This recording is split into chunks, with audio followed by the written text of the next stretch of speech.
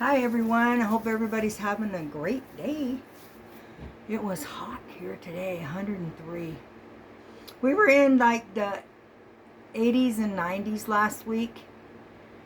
But we've had a lot of rain. We finally had a real monsoon this year because they've been taking them from us, so we can't have them. But we had them this year quite a bit. And anyway, so it was cool last week, but then this week, here we are back in the hundreds again. And next week it's supposed to be in the 80s and 90s again. So yay, that'll be great. Anyway, so today I want to talk about the five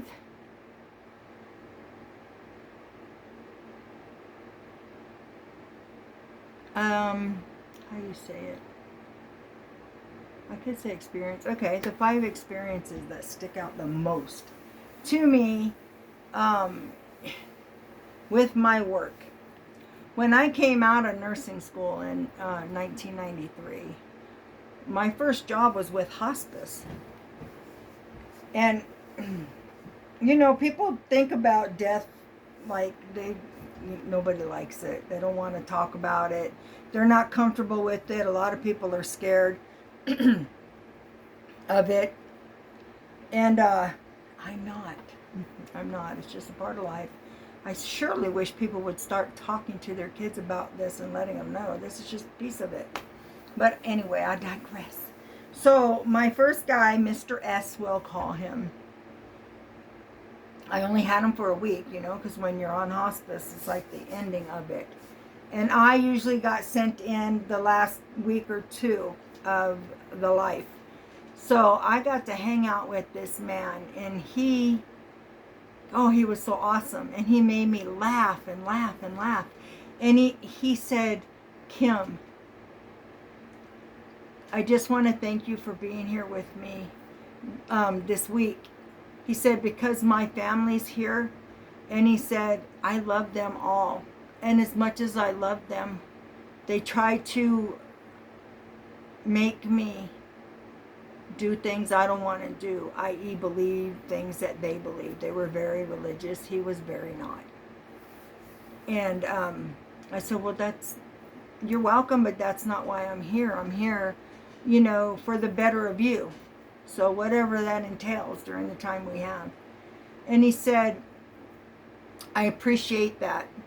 But he didn't think like I understood the grasp of what he was saying. So he went on to say, kind of like I didn't get it.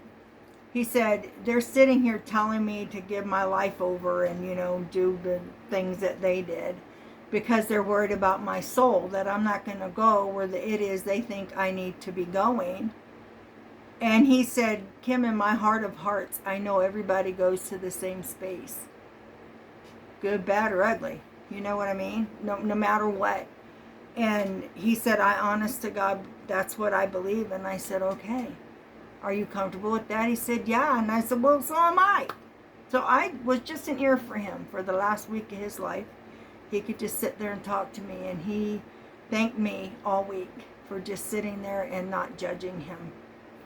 And not trying to force him to do something he didn't want to do. Well, that's not why I'm there anyway. So you know what I mean?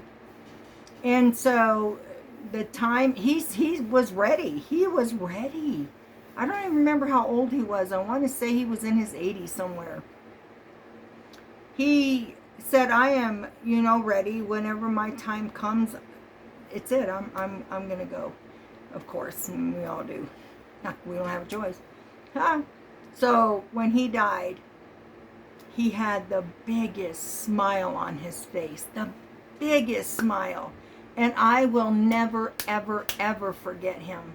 Him, the smile, the attitude he had, the knowing, just the ultimate knowing that no matter what anybody said, he knew where he was going and he was happy with every bit of it. That's when I started looking at things different, because I had touched in another video about depression and whatnot since I was really young, and the dying part of it. And seeing that man and how he was reacting in that, I never looked at death the same ever again. So thank you. Hope you're doing everything you want to do. And then the second thing, Helen H. It was in Yuma, Arizona. Helen was a very wealthy real estate agent who actually bought and sold Yuma, made it what it is.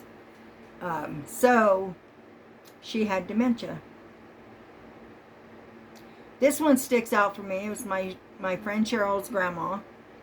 And she asked me if I would come and help her. And I said, well, sure, of course.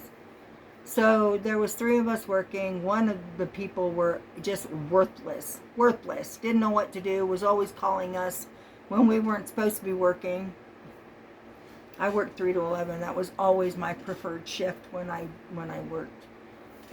So anyway, Helen was a rough one. She was on Haldol to calm her down because her delusions were very grand. And one day, she started screaming at me. We were having a good day. She had ice cream and everything. She was diabetic, and I would buy her that sugar-free dryers, which at the time was really good. And so we had just got done doing that, and everything was good to go. All of a sudden, she's screaming at me that I'm trying to kill her because now I have to give her meds, right? She's screaming at me, I don't want them, I don't want them, I know you're trying to kill me, blah, blah, blah. No matter what I said to her, she didn't hear me. And I had already given her the Haldol as soon as it got to the point where I know, oh shit, okay, we're really going to go in the opposite direction right now. You know, this is not something she's going to calm down from. So I had already given her the drops. I could only give her 10, so I wasn't going to give her any more. She came at me with a shoe and her person. She opened up the door and opened up the screen and then started screaming outside, police, police, help me, she's trying to kill me, she's gonna kill me. And I'm thinking, oh my shit, okay. So I call Cheryl and tell her, and she's like, oh yeah, she's on one of those. I say, yeah, she is. So if you hear a call come over your radio, you'll know what's happening. Well, she already did, because this was not the first rodeo, right? So that was the second one. God love her. And after that, the family came, who never, ever came to visit her. The only people that ever came to visit her were Cheryl and her dad, who Helen thought was her husband, and it got kind of inappropriate. So the dad kind of stopped coming around so much when Mom was awake because he didn't want to encounter what she was doing. And believe me, it was inappropriate. So anyway, all the people were coming that never bothered to come. Not even phone calls. And they wanted everything audited.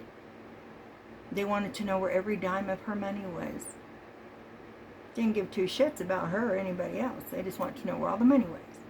So all of our bank accounts were frozen. IRS came in. It was quite the shit show. Eventually it was figured out, blah, blah, blah. And there's the second thing that stayed in my head. Then the third one would be Mr. M. Now, Mr. M, I don't want to say his name, he owned a very large cattle business, and the family still does. So I'll just say M.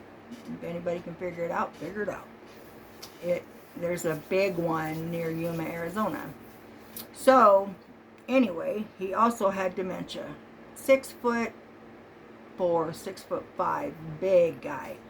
He winds up in Yuma Regional Hospital. I don't even remember why.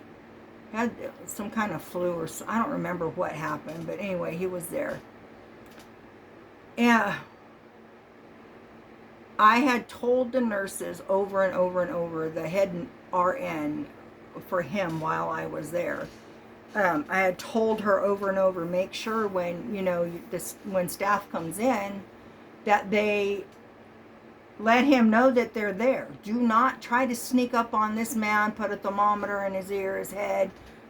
Don't just come and start touching him, because he will get very aggressive. Somebody will get hurt. I go to lunch and came back.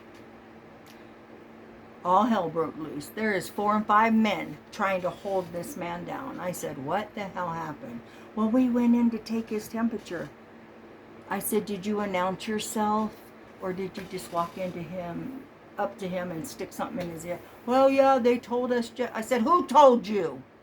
And they said the RN. So I went to talk to the RN, and the RN started like getting in my face. I said, no, you don't know who you're talking to right now.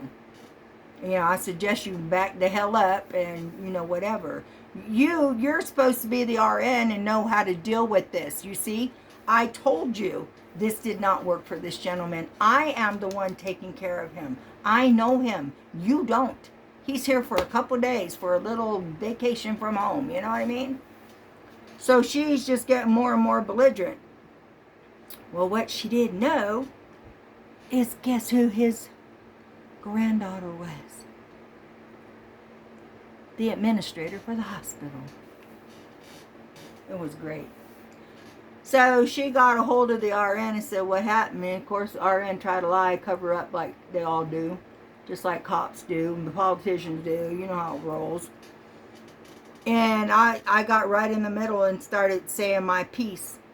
And his granddaughter said, or I'm sorry, it was his daughter, not his granddaughter. I lie. Sorry, it was his daughter. And she said, well, I tend to believe what Kim is saying. Oh, well, I can't believe that. You know, I've been. And she said, no, well, Kim takes care of him on a daily basis. And what you don't know, Debbie, is that I'm the administrator. That is my dad. She didn't know that that was the dad, right? So she said, you will be apologizing to Kim, or you're going to be losing your job. And if I ever get a complaint from another family member, like anything like this, and you react in the manner that you've reacted, you won't be working here any longer. So that was my second one, or the fourth one, right? So then the last one, John. I had John almost 4 years. I started out with John just a couple hours. I think it was a few days a week. And then it got to be every day, Monday through Friday. And then it went up to like 4 hours. Then it went up to 5 or 6, and then it went up to 8. Ultimately, I had him up until he passed away. I got really close with John. John was very spiritual. He actually owned a spiritual shop in Colorado, he and his wife. And we would talk about stuff all the time. We loved watching Ancient Aliens and the History Channel and stuff, you know, National Geographics and just things. So we talked a lot. And then at the end, like his daughter asked me, how long does he have? And I said, I don't want to tell you that. You know, I don't want to say that. Ultimately, I knew he would be gone in that night, probably, maybe the next morning sometime. I went home. Well, before I went home, I said, okay, John, I love you. I'll see you in the morning. And he grabbed my hand and just held my hand with a death grip. And he looked at me. And I said, okay, I'll see you tomorrow. But I knew I wouldn't. And I went outside to my car, immediately called Mike, my best friend, and I said, you know, Cheryl just asked me how long did I think John had left, and I said, I don't have the heart to say anything. I don't want to say anything, but I'm pretty sure it won't be long. Sure enough, about 5 hours later, I get a phone call, and I saw the name. I already knew. And it was the daughter, and she said, who I'm still good friends with the daughter now. They call me their sister. So anyway, she said, Kim, Dad just died. And I said, he just died? And she goes, well, actually, I'm embarrassed. And I said, why? And she said, remember how you kept telling me not to keep force feeding him, making him eat something? He's got to eat. He's got to eat. And I said, yeah. She said, I didn't listen to you. I said, oh, Cheryl, what did you give him? And she She gave him some chocolate pudding that came back to bite her in the ass because it made him go to the bathroom everywhere and had him throwing up. So she said, he actually died about 45 minutes ago, but it took me this long to clean up the mess. And I didn't want you to be upset. And I said, well, I'm not upset. I mean, I just knew you shouldn't have been doing it. I didn't want to make things hard on him. You know, once your body starts shutting down, you know if you're hungry or not. And your body's not functioning correctly, so why keep putting food in it that's just going to come back out? I mean, a common sense thing, but a lot of people don't get it because all you see is your loved one there. They got to be hungry. They haven't eaten. They haven't drank. Blah, blah, blah. But that's the natural progression of the body shutting down. So that was my 5th most memorable experience doing what I do. And then, not even a week later, was the first time I got a phone call that Mike didn't know where he was. So I basically had no time to breathe between this one and then Mike. And 15-hour days up there for... Actually, I was with Mike about 3 years, 3.5 years. I had been dealing with that with him. So, but it got to the point where there was no coming back, and I had to be up there. So, there's some stories. Please like and subscribe if you would. I would appreciate it. Some of the videos have gone, you know, a lot. I guess 50, 60 views. To me, that's a lot. But other ones, they don't seem to be going anywhere. So do me a favor and tell me where you're from. Let me see where these videos are going out to. And if you have suggestions, if you had something you want to know, just ask. That's it. That's simple. Okay, everybody. Have a great night. Until the next time. See you. Much love.